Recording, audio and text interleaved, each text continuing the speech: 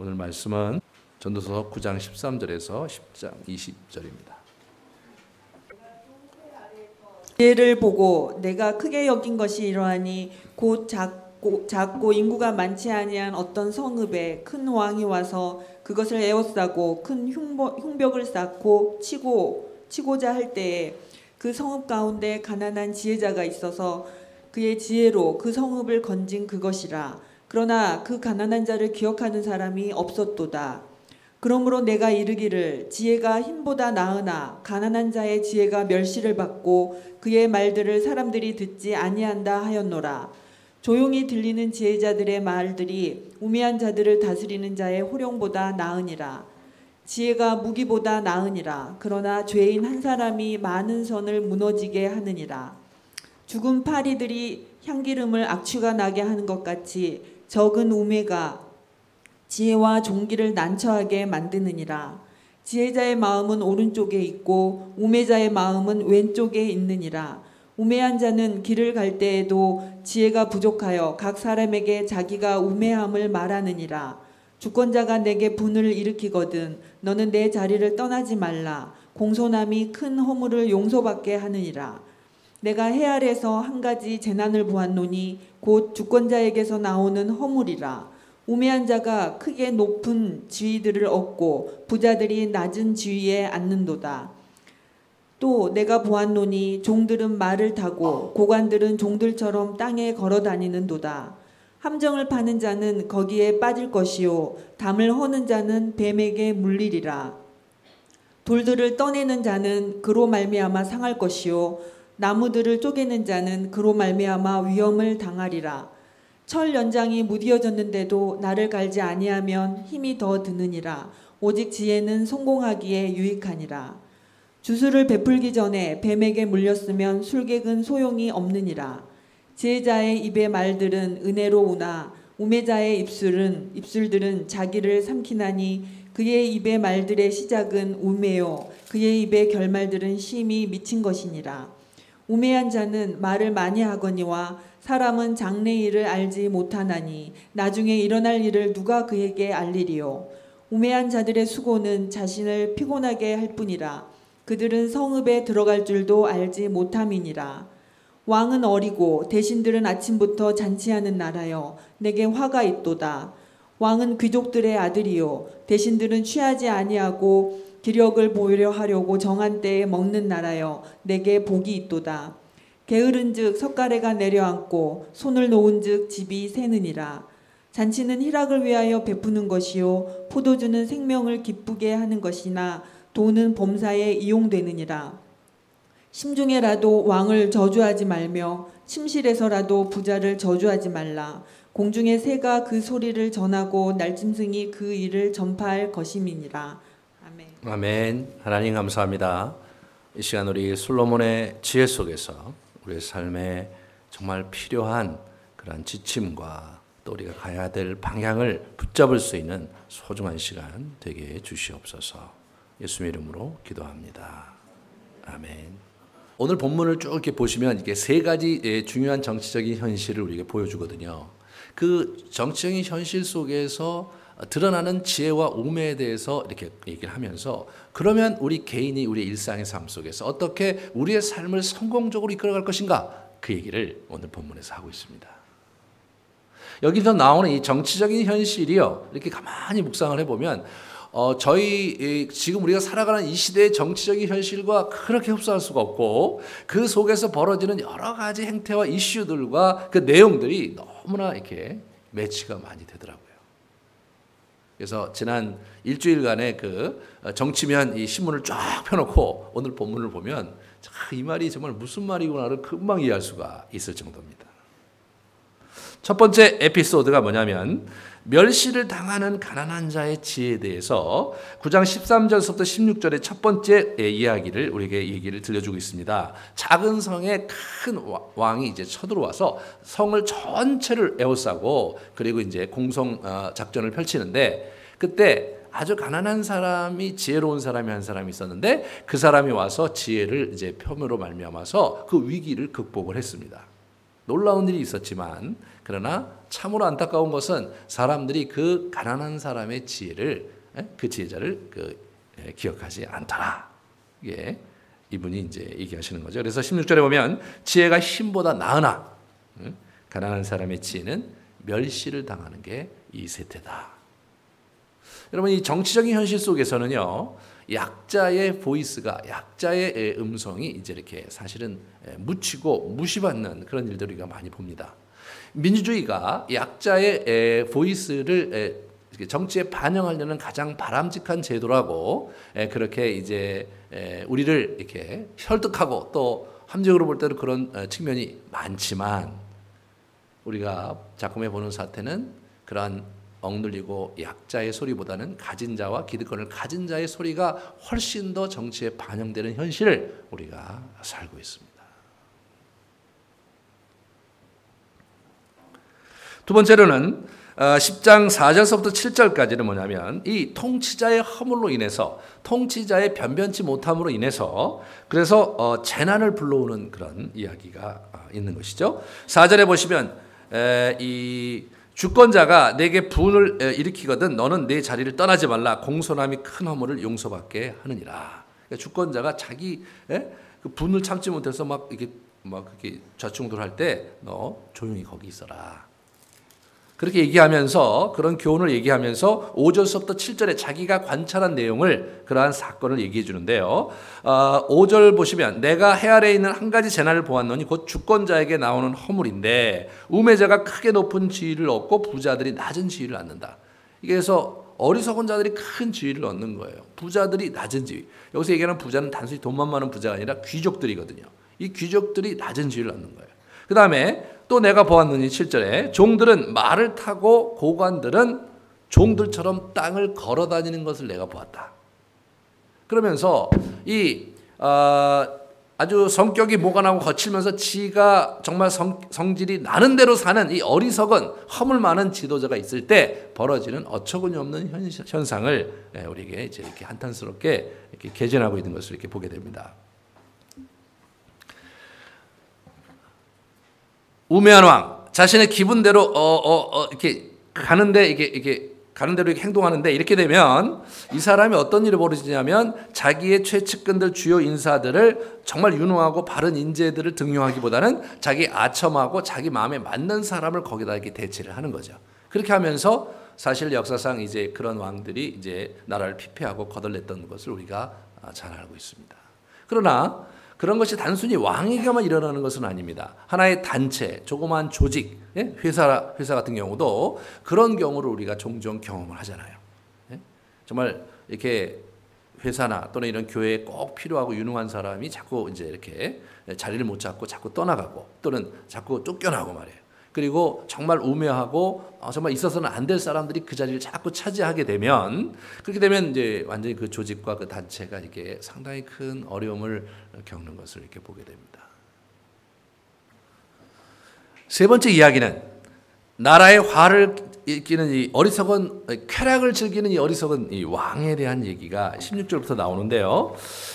왕은 어리고 대신들은 아침부터 잔치하는 나라여 내게 화가 있도다. 그래서 이제 이제 이렇게 보면 아침부터 잔치를 했으니 오죽했겠어요. 17절에는 그렇지 않아야 된다는 표현으로 왕의 귀족들의 아들, 다시 말해서 귀족들의 지지를 받고 정상적으로 정치를 하는 이런 사람들은 낮에 취하지 않고 기력을 보하려고 정한 때에 음식을 먹는 그런 사람이 있는 그런 지도자들이 있는 곳에 이제 복이 있다, 그런 얘기를 하는 거죠. 그러면서 18절 19절에 그 망가진 그 왕과 대신들이 어떻게 되는가를 우리에게 보여주는데, 특별히 19절은 어떤 거냐면요, 잔치 때 이게 권주가였다는 게 권주가, 이게 세 구절이 나오는 건데, 잔치는 희락을 위하여 베푸는 것이고 포도주는 생명을 기쁘게 하는 것이나, 이렇게 근데 것이나가 아니라 포도주는 생명을 기쁘게 하는 것이고 돈은 범사에 이용되느니라, 이런 거거든요. 돈이 모든 것이니라, 이런 얘기거든요. 그러니까 이게 술 먹고 이게 잔을 기울이면서 불렀던 노래였다는 거예요, 이게. 그러니까 부어라 마셔라 하면서 말이에요. 돈이 최고고 돈이 모든 것을 해결해 준다고 하면서 흥청망청 그렇게 이제 그 지도자들이 이제 이렇게 해버리는 거죠. 그러니까 이제 집안 꼴이 뭐가 됩니까? 18절에 게으른 즉 석가래가 내려앉고 손을 놓은 즉 집이 샌다 이거죠. 예?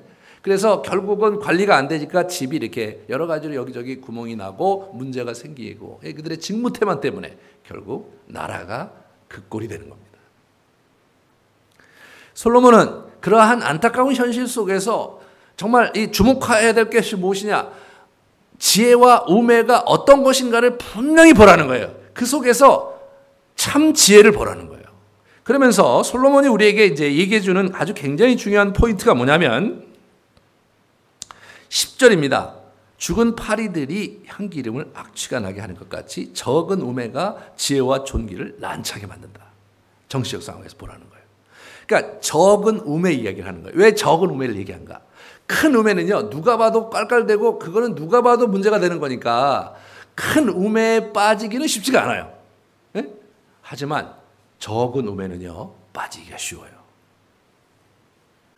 여러분과 저도 때로 우리가 생각할 때 이렇게 하는 것이 이 문제를 풀어가는데 최선이라고 생각하고 그렇게 이제 그렇게 하는데 근데 지나고 보면 그게 어리석은 거였어요. 지나고 보면 그러지 말아야 될 것이 우리에게 분명히 있습니다. 그런데 그러한 우리의 일상의 삶, 여러분과 저같이 이제 소박한 사람들이 살아가는 일상의 삶에서 우리가 벌어지는 우매는 사실 크게 이렇게 부각될 것도 없고, 그리고 그것이 크게 뭐 이렇게 문제가, 사회적으로 문제가 되는 것은 없지만, 그것을 확대해서 볼 수 있는 장면이 어디냐면 정치적인 그림, 정치적인 상황이라는 거죠. 정치적인 상황 속에서는 아주 그런 적은 우매가 상황을 완전히 엎드러치고 조직 전체를 붕괴하고 파괴하거나 또는 나라 전체를 그렇게 흐드러뜨리게 만들어버리는 그런 일을 우리가 이제 이렇게 보게 되는 겁니다. 그래서 솔로몬은 저희들에게 이 우매함에 대해서 자꾸 이제 얘기를 이제 합니다. 그래서 보시면 첫 번째, 이제 지혜와 다른 우매 해악, 그것을 얘기하는데, 이제 17절부터 보시면, 우리 9장 17절부터 보시면, 조용히 들리는 지혜자의 말들이 우매자들의 다스리는 자의 호령보다 낫다. 우매자들. 그러니까 지혜는 조용하게 들린다는 거예요. 우매자들을 다스리는 자, 이게 이제 어떤 번역에는 우매한 통치자들의 호령보다 낫다 이렇게 번역을 해요. 약간 좀 미묘한 부분이 있는 건데 그 앞뒤로 보면 그렇게 하는 게 훨씬 더 이야기가 분명히 전달되는 것 같아요. 그래서 이 지혜는 조용히 들리는 지혜를 잘 들어야지 막 시끄럽게 막 목소리 큰 사람이 이기는 말이에요. 예? 그런 형태로 진행되는 것을 주의하라는 거죠. 그 다음에 18절에 지혜가 무기보다 낫다. 그러면서 죄인이 한 사람이 많은 선을 무너뜨리게 한다. 그렇게 하면서 죽은 파리 얘기가 나와요. 향기름을 낙취가 나게 한다. 그죠? 파리는 아주 보잘것없는 날짐승이잖아요. 아주 하찮은 놈이잖아요. 우리가 탁 잡아서 딱 버리면 그냥 아무 생각 없이 가버리는 그런 아주 하찮은 존재인 파리인데, 그 하찮은 존재인 파리가 향기름에 빠져서 죽어버리면 그 향기름 전체가 이렇게 악취가 나게 하는 그런 그림을 보여주면서 적은 우매가 얼마나 크게 악취가 나게 만드는지를 보라 이거예요.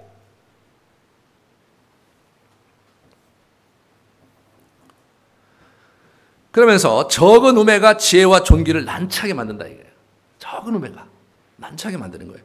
그래서 이게 보시면 18절부터 보시면 어떻게 되는 거냐면요. 지혜, 죄인, 그 다음에 죽은 파리, 적은 우매, 이게 같은 동의어거든요. 이게 여기서 우리가 주목해야 될 사실은 뭐냐면 적은 우매와 죄인을 같이 본다는 거예요. 그게 동의어예요. 그러니까 우매한 사람이 따로 있는 게 아니라 우리가 뭐예요? 우매한 자리에 설 때 그때 우매한 자가 되는 거거든요. 우리가 어리석은 자리에 설 때 그게 어리석은 자가 되는 거예요. 지혜로운 자가 따로 있는 게 아니라 우리가 분별력이 있어서 지혜로운 자리에 설 때 그게 지혜로운 것이다. 잠언에서 제가 말씀드린 거예요. 잠언과 전도서는요, 지혜로운 자와 우매한 자가 따로 있다고, 공부를 많이 했으니까 지혜롭고 이 사람은 공부를 좀 안 했으니까 어리석고 뭐 이런 개념으로 얘기하는 게 아니에요. 자기가 뭐예요? 우매한 자리에 있으니까 그게 우매한 거예요. 네? 개인적으로 만나면 다 똑똑하고 개인적으로 만나면 아는 것도 많고 말이에요. 개인적으로 보면 나보다 공부를 더 많이 했는데 그런 사람이 우매한 자리에 있단 말이에요. 그럼 어떻게 돼요? 똑똑한 우매한 자냐? No. 그냥 우매한 놈이에요. 우매한 놈이에요. 어리석은 자리에 있으면 그게 어리석은 자인 거예요. 그러니까 뭐예요? 그러니까 분별력이 필요하다 이거예요. 예? 이게 똥인지 된장인지를 알고 먹어야 된단 말이에요. 예? 그것도 모르고 그냥 하다가 먹고 말이에요. 퇴퇴하고 그러지 말고 그걸 잘 분별해라. 분별해라.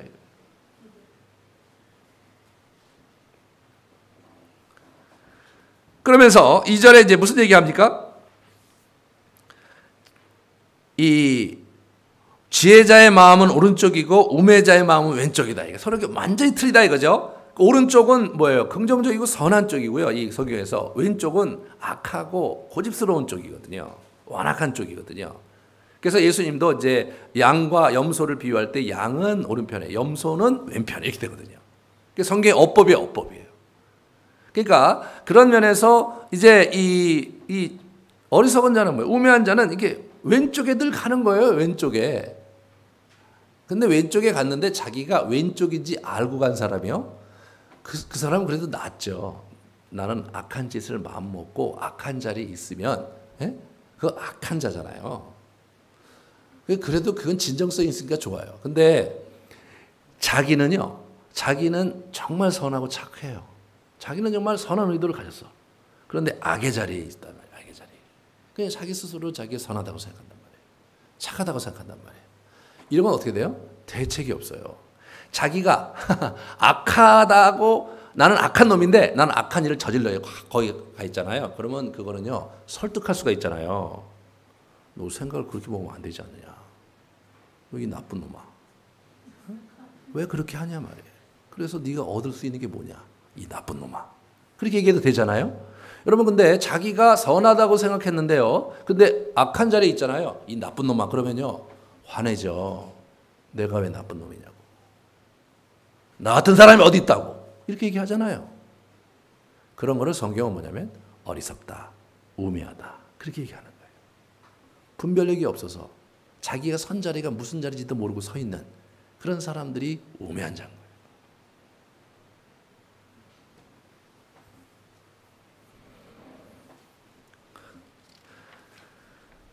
그런데 이들이 가는 모습이 어때요? 3절에 보시면 기가 막힙니다. 우매자는 길을 갈 때에도 지혜가 부족하여 각 사람에게 자기가 우매함을 말하느니라. 달리 표현하면 각 사람에게 자기가 우매함을 드러내느니라. 이게 드러낸다 이거예요.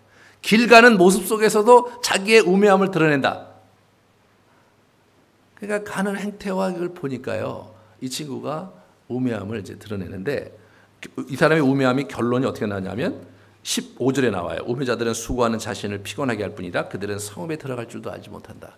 길을 가는데 성읍에 가야 되는데 성읍에 못 가는 거예요. 자기 나름대로는 똑똑하다고 생각하는데 못 가는 거예요. 여러분 이런 일들을요. 우리가 정치적인 상황 속에서는 여러분과 제가 너무나 많이 보는 거예요. 너무나 많이 보는 거예요. 본인은 되게 똑똑하고 본인은 나름대로 나라를 위해서 한다고 크게 외치지만 누가 봐도 우매자의 길을 가는 거예요. 누가 봐도.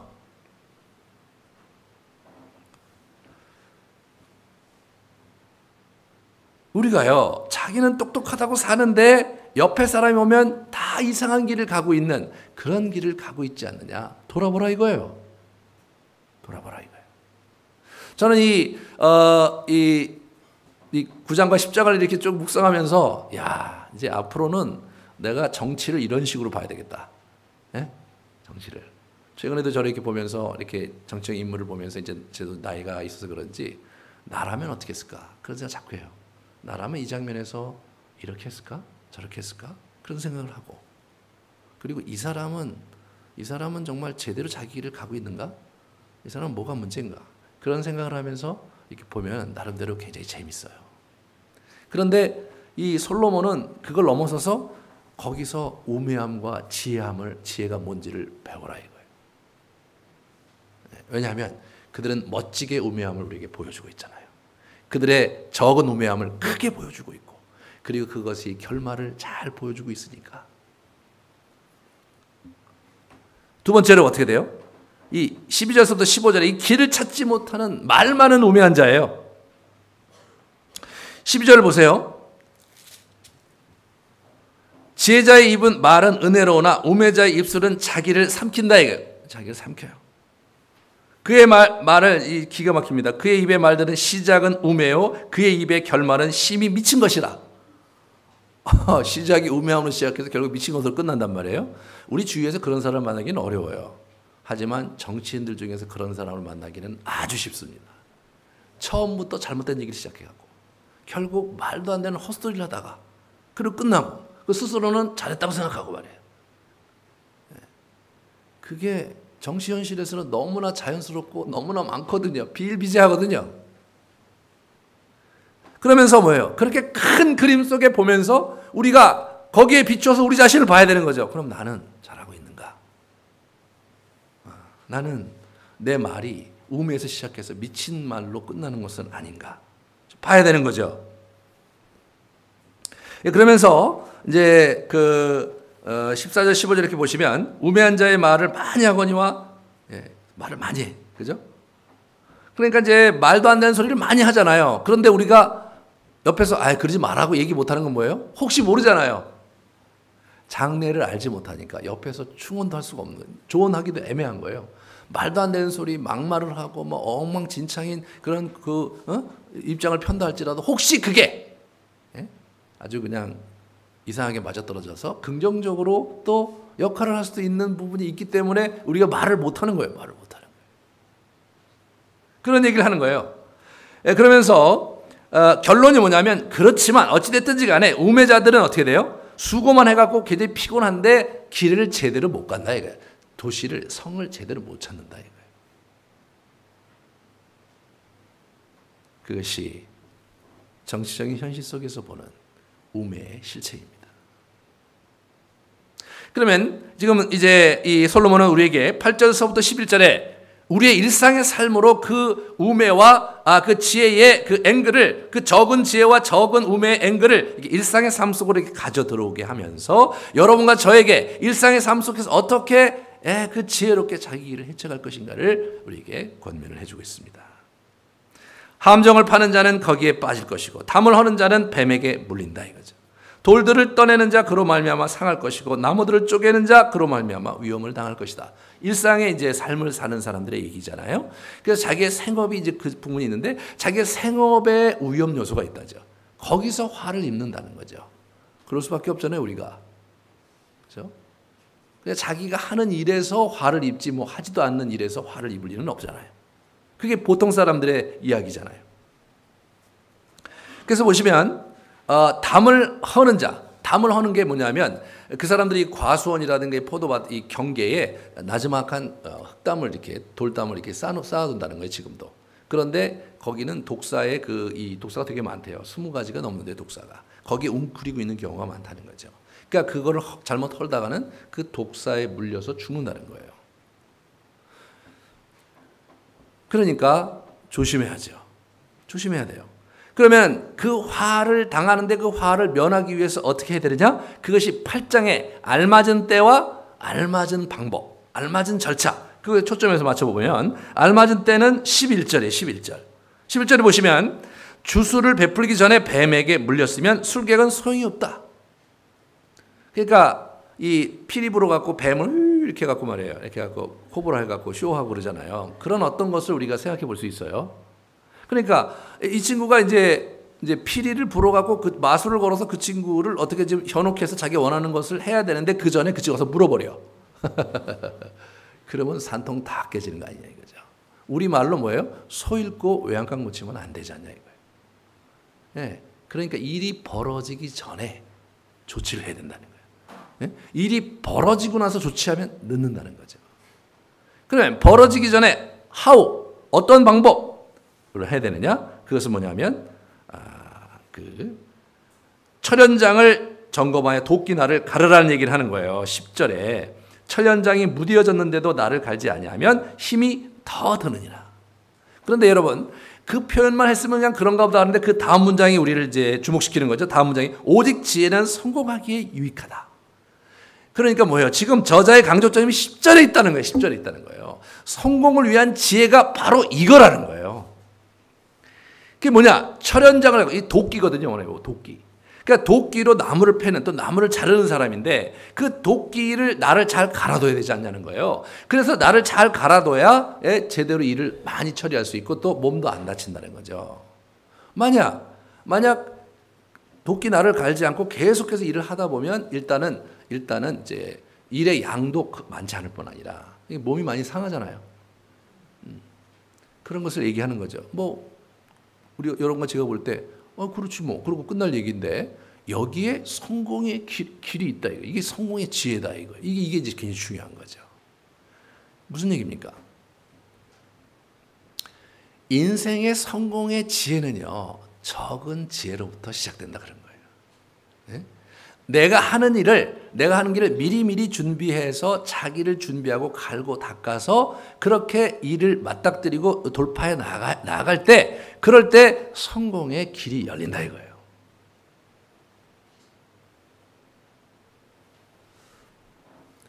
우리가 일반적으로 들었던 메시지와 좀 다를 수 있어요, 여러분. 저도 이제 어렸을 때부터 이렇게 부흥 강사들 쫓아다니면서 들었을 때 이런 메시지보다는 기도 열심히 하고 충성 봉사하면 하나님께서 복 주신다는 메시지를 많이 들었어요. 그런데 그것은 하나님께서 우리에게 복을 주시는 예외적인 케이스예요. 아주 예외적인 케이스죠. 그렇잖아요? 저는 옛날에 제가 한 그 목회자하고 교제하다가 이분들이 그 기도하고 이렇게 복권을 샀는데 복권이 당첨이 됐다는 거예요. 기도해서 복권 당첨되는 분도 있더라고요. 그래서 제가 이제 그때 같이 있는 분들 중에 웃으면서 우리도 해보겠다고 해봤다. 아무도 안 됐죠. 그 가정이 너무나 힘들어서 먹을 게 없어서 굉장히 이제 피난 나와서 힘들 때 아버님이 이제 교회를 다니기 시작했는데 이제 그걸 기도를 하셨는데 이게 당첨이 돼갖고 그래서 자기 가정이 그때 경제적 위기를 넘긴 거예요. 여러분 그거는요 그 가족사에 50여 년에 한 번 딱 있는 일이거든요. 예외적인 케이스죠. 그 이후로도 계속해서 복권이 당첨된 게 아니란 말이죠. 그러니까 그런 어떤 하나님께서 특별하게 우리 인생에 예외적으로 주신 은혜를 가지고 간증을 하고 그것이 하나님께서 우리에게 주시는 축복의 본질이다라고 이렇게 착각하도록 강조점을 준 것이 가장 큰 이게 문제라고요. 문제. 때로 그 요행을 우리가 그래서 바라고 우리가 노력하지 않은 결과를 이렇게 얻으려고 하고 이제 그런 측면이 우리에게 있거든요. 물론 하나님께서 우리에게 정말 우리가 도저히 할 수 없고 넘어설 수 없는 그런 시간에 하나님께서 길을 여셔서 그런 은혜를 주시는 것 사실이지만 그거를 추구하기보다는 그거는 예외적으로 주시는 은혜니까 우리가 해야 될 도리를 하는 것이 훨씬 더 중요한 것입니다. 우리가 해야 될 도리 하는 것은 무엇입니까? 도끼날을 가는 거예요. 여러분의 도끼는 뭡니까? 여러분이 하는 일에 있어서 여러분이 미리미리 위험 요소를 제거하기 위해서 어려움을 제거하기 위해서 여러분이 해야 될 일이 뭐냐는 거예요. 그것에 여러분이 그거에 집중하셔서 그렇게 해서 여러분의 인생을 준비하시고 뚫고 나가는 거예요. 정치적으로 지금 뭐 파란이 일고 말이에요. 경제적으로 완전히 무너져 있고 말이에요. 그런다 할지라도 우리가 이렇게 준비된다면 우리에게 성공할 수 있는 기회가 온다는 거. 그게 이제 솔로몬이 우리에게 주는 교훈이에요. 이 얘기에 주목한 인물이 누구냐? 그게 스티븐 코비예요. 그래서 스티븐 코비가 그 7가지 습관 중에 맨 마지막 7번째 습관은 어떠냐면 sharpen the saw, 톱날을 갈아라. 그래서 이걸 거기다 갖다 쓴 거예요. 근데 우리나라에서 번역할 때 심신을 단련하라. 그렇게 이제 번역을 해서 이상해지고 말았는데. 그래서 뭐 체력 단련이나 하고 뭐 그런 식으로 이제 생각을 하게 되잖아요. 물론 그것도 되게 중요합니다. 우리가 건강을 유지하는 게 되게 중요해요. 그렇지만 여기서 얘기하는 톱날은 좀 다른 거거든요. 다른 거란 말이에요.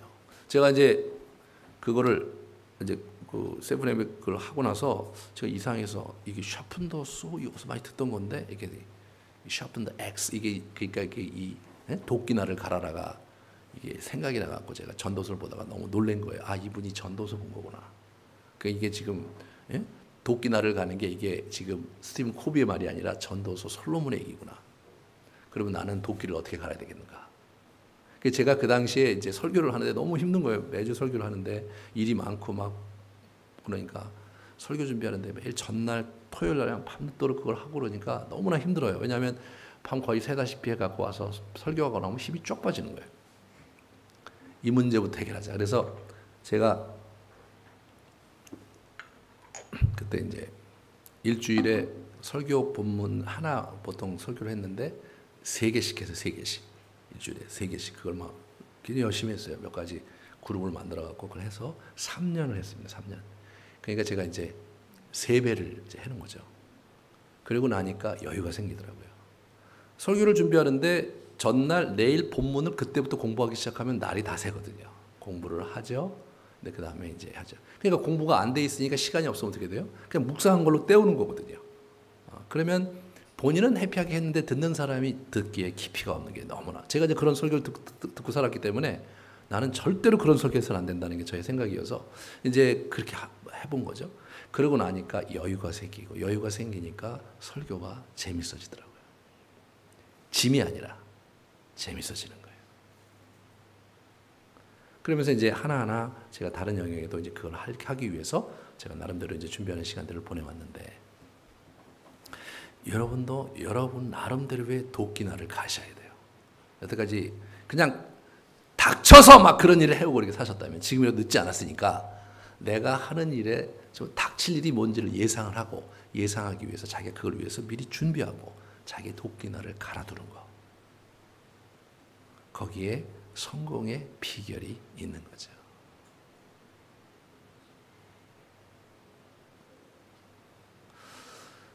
우리 기독교의 도를 너무 신비적이고 너무 그 초자연적인 그런 역사가 막 일어나는 것으로 우리가 다 그렇게 생각해서는 안 됩니다. 물론 그런 부분이 우리 분명히 있고 하나님께서 그렇게 하시는 건 맞지만 그러나 강조점이 거기에만 있게 되면 우리의 삶 전체가 비현실적으로 돼버리거든요. 확 날아가 버리거든요. 솔로몬은 우리에게 얘기해 주는 거죠. 하나님 살아계시고 하나님께서 섭리하시고 하나님께서 우리에게 역사하시지만 네가 해야 될 일은 톱날을 갈아라 이거예요. 톱날을 갈아라 이거예요.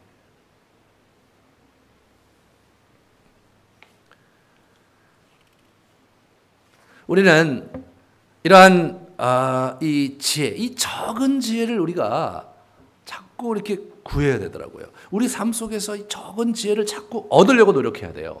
그러니까 이 잠언하고 솔로몬이 쓴 이 잠언하고 전도서를 보면서 여러분과 제가 정말로 기억해야 될 것은 여기에 있는 지혜와 통찰을 넘어서서 이 사람이 어떻게 통찰을 얻어서 사용했는가를 보셔야 돼요. 그리고 이 시대를 살아가면서 이 사람이 정치를 보면서 그런 통찰을 얻었듯이 우리도 우리의 정치를 보며 통찰을 얻어야 되고 우리 주변의 인생을 사는 사람들을 보며 통찰을 얻으면서 그것을 자기에게 적용하고 사는 그러한 지혜가 여러분과 저에게 필요합니다. 신약에 오면 이 지혜의 공급이 하늘나라로부터 온다는 하나님께로부터 온다는 사실을 우리에게 주목시키고 있는데 같이 좀 본문들을 보면서 쭉 한번 정리를 해보겠습니다. 먼저 마태복음 10장 16절에 보시면 내가 너희를 보냄이 양을 이리 가운데로 보낸 같도다. 그러므로 너희는 뱀같이 지혜롭고 비둘기같이 순결하라. 그래서 이 비둘기같이 순결하지만 또 뱀처럼 지혜로울 필요도 있다는 거죠. 이게 순결과 지혜가 같이 가야 되는 거예요. 이 부분이 예수님께서 우리에게 가르쳐 주신 그러한 포인트입니다. 구약 전체가 그래요. 구약 전체가. 시가서와 이 지혜서가 욥기, 잠언, 전도, 아가, 그 다음에 시편에도 지혜시가 굉장히 많아요. 그러니까 이 하나님의 말씀에서 하나님 안에서 순전하고 하나님께 복종하는 삶을 명령을 실천하는 삶을 삶과 아울러서 지혜가 함께 가야 되는 거예요. 예수님도 그 얘기를 하시는 거예요. 순결과 지혜가 함께 가야 된다. 그 다음에 여기 보시면 그리스도 안에서 은혜의 풍성함을 따라 그 피로 합당 말미암아 속량 곧 죄 사함을 받았느니라. 이는 그가 모든 지혜와 총명을 우리에게 넘치게 하신다는 거예요. 그분이 우리에게 그 넘치게 하시는 거예요. 그래서 우리 가운데 그 지혜가 있는 거거든요. 그 다음에 넘어가시면 너희 중에 누구든지 지혜가 부족하거든 모든 사람에게 후히 주시고 꾸짖지 아니하시는 하나님께 구하라. 그리하면 주시리라 이거예요. 여러분 이 지혜가 부족하면 구하라 이거예요. 그럼 주신다 이거예요. 근데 그 다음 문장이 재밌어요. 오직 믿음으로 구하고 조금도 의심하지 말라. 의심하는 자는 마치 바람에 밀려 요동하는 바닷물결 같은 이런 사람은 무엇이든지 주께 얻기를 생각하지 말라. 두 마음을 부어 모든 일에 정함이 없는 자로다. 그러니까 봐요. 오직 믿음으로 구하고 조금도 의심하지 마라 이거예요. 그러면 뭐예요? 안 된다. 근데 그게 뭘 주신다는 거냐? 여러분 지혜를 주신다는 거 아닙니까? 아무거나 이렇게 하나님께 주실 게 아니라 지혜를 주신다는 거예요. 먼저 그의 나라와 그의 의를 구하라. 나머지를 채워주신다. 예수님께서 하신 말씀이고, 이거 뭐냐면 지혜를 구하는데 믿음으로 구하라는 거예요. 반드시 지혜를 주시는 거예요. 이걸 착각하시면 안 돼요. 우리가 원하는 모든 것을 그분이 다 반드시 주실 것이다. 그러므로 그걸 믿음으로 구해야 된다. 이거는요, 적극적인 긍정적인 사고방식이에요. 성경은 그런 얘기하는 게 아니라 지혜가 필요할 때 지혜를 하나님께 구하면 반드시 주신다는 겁니다. 여러분 한번 실천해 보세요. 제가 어떤 때 이게 분간이 안 돼서 굉장히 힘들 때 기도를 많이 해요. 하나님 어떻게 해야 최선이냐 말이에요. 어떻게 해야 정말 이런 상황 속에서 내가 내 길을 가야 될 것이냐 할 때 그 기도하면요, 아주 은밀한 중에 조용히 그분께서 깨우침을 주실 때가 종종 있어요. 여러분에게도 정말 그런 하나님께 이 부분에 지혜가 필요하니까 지혜를 구하면 하나님이 반드시 주실 것이라는 믿음을 가지시고 여러분이 기도하시기 바랍니다. 그 다음에 이렇게 보시면 이 지혜와 총명이 있는 자 누구냐 이렇게 하면서 여 밑에 이거 이제 볼도 제가 잘 안 나와서 그런데 요 맨 밑에서 네 번째 줄 보시면요, 위로부터 난 지혜는 특징이 틀려요. 첫째, 성결하고 화평하고 관용하고 양순하고 긍휼과 선한 열매가 가득하고 편견과 거짓이 없고 화평케 하는 자예요. 하나님으로부터 온 지혜는요 저런 거라는 거예요. 성결하고요, 화평하고 온유하고 말이에요. 거짓이 없고 편견이 없고. 그러니까 지혜가 다 좋은 건 아니잖아요. 통찰이 다 좋은 건 아니란 말이에요. 하나님으로부터 오는 지혜는 뭐냐면 사람을 윤택하고 복되게 하고 덕스럽게 하고 우리를 세우고 거짓이 아닌 순결함을 가져다 주는, 그것이 하늘로부터 오는 지혜다. 네, 그 다음에 형제들아, 지혜는 아이가 되지 말고 악에는 어린아이가 되라. 지혜는 장성한 사람이 되라. 여러분과 제가 지혜에 장성한 사람이 되어야 되는 거예요. 지혜는 습득하고 우리가 그것을 얻기 위해서 찾아야 얻어지는 것이지 지혜가 커져 오는 게 아니란 말이죠. 그런데 우리는 이제 학교 공부를 많이 하면 지혜가 얻을 것이라고 생각하지만, 여러분 그 학교 공부를 많이 한다고 지혜가 생기지 않는다는 것을 여러분과 제가 잘 알고 있어요. 여기 학위하신 분들 참 많은데 그 분야의 지식이 많지만 그렇다고 지혜로우냐, 그런 부분에서는 다른 얘기잖아요. 너무나 잘 알고 있어요. 그런 부분들을 우리가 이제 지혜는 장성한 자가 되는, 장성한 자. 여러분 지혜의 장성한 자가 되기 위해서 여러분 노력해 보신 적이 있으십니까? 네. 한번 생각해 보셔야 돼요. 지혜의 장성자가 되기 위해서는요, 자기를 성찰할 수 있어야 돼요. 주변에 있는 상황들을 잘 이렇게 보면서 성찰하면서 그것을 해석하고 그것을 분별하는 그런 훈련을 끊임없이 해야 됩니다. 그래야 지혜가 우리 안에 자라는 거지. 그런 작업 없이, 자기 성찰 없이 지혜는 절대로 우리 것이 될 수가 없습니다. 지혜가 없으면 어떻게 돼요? 성공하기가 무척 힘든 거죠. 지혜가 없으면 어떻게 돼요? 우리의 삶이 어렵게 되게 되는 거예요. 그게 일반적인 원리인 거예요. 우리가 지혜롭게 살아야 돼요. 그 다음에 그리스도의 말씀이 너희 속에 풍성히 거하여 모든 지혜로 피차 가르치며 권면하고. 가르치며 권면할 때 지혜로 가르치고 권면해야 되는 거예요. 그냥 하면 안 되는 거예요. 열정으로 가르치는 게 아니라 지혜로 가르쳐야 되는 거예요. 지혜로. 그러니까 이 사람들을 가르치고 그럴 때 제가 또 이렇게 공부를 하면서 이제 많이 배우는데 진짜 그 고민을 많이 하고 노력을 많이 하고, 지금 배우는 분들이 어떤 분인지 고민하고 그러면서도 계속 미흡하고 야 이게 잘 안 되는구나, 어떻게 해야 되는가에 대해서 끊임없이 생각하게 만들어요. 정말 공부를 하고 해도 힘들어요. 예? 그래서 저렇게 이 목회라는 직업이 진짜 어려운 게 뭐냐면 공부를 계속해야 된다는 거예요. 사람들을 가르치고 영적인 얘기를 한다는 것이 공부를 계속하지 않으면 할 수가 없더라고요. 이게 작년 거 오면 또 틀리고 또 해놓고 틀리고, 그래서 강의할 때마다 보면 또 고치고 또 고치고, 또 다 해놓고 보면 또 마음에 안 드니까 전체를 다시 고치고 말이에요. 그렇게 계속 하고 해도 부족하다고 느끼는 게 가르치는 것이더라고요. 제가 옛날에 그 균형적 성경 연구 방법론을 제가 하는데 매일 그걸 했어요. 내가 이걸 정말 익히기 위해서 매일 해야 되겠다. 그래서 제가 그 책을 하나 쓰는데 도저히 이게 잘 안 돼서 제가 100번 워크숍하고 써야 되겠다 해서 워크숍을 100번 하러 다녔어요. 그 한 번 하면 워크숍을 10시간 이상씩 할 때가 많거든요. 그걸 하고 또 하고 또 하고 그러고 다녔어요. 근데 그 후배들이 와서 저한테 그렇게 얘기하더라고요. 아유, 뭘 그렇게 그걸 열심히 하시냐고. 그 정도 했으면 됐지 않았냐고. 너는 모르겠는데 나는 이렇게 해도 잘 모르겠다. 저는 제가 이렇게 보면 지혜로운 사람하고 지혜롭지 않은 사람의 차이가 저 그거 같아요.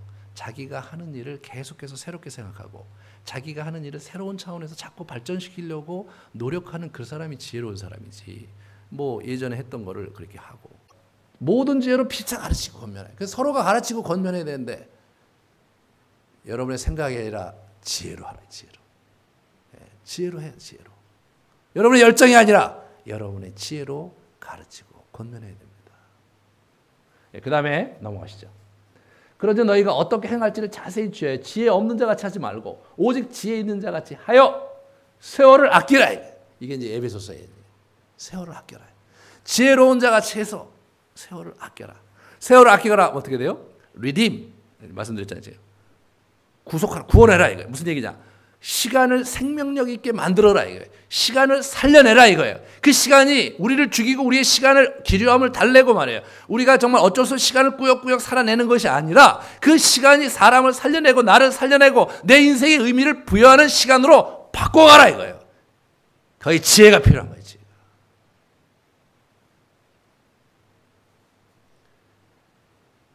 그러므로 우리의 시간을 소중하게 사용할 줄 알고, 그러므로 우리가 우리의 삶의 현장에서 정말 내가 필요한 것이 무엇인지 알고 끊임없이 노력하고 갈고 닦는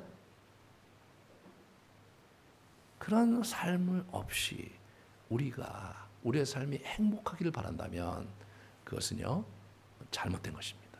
그것은 성경적이지 않아요.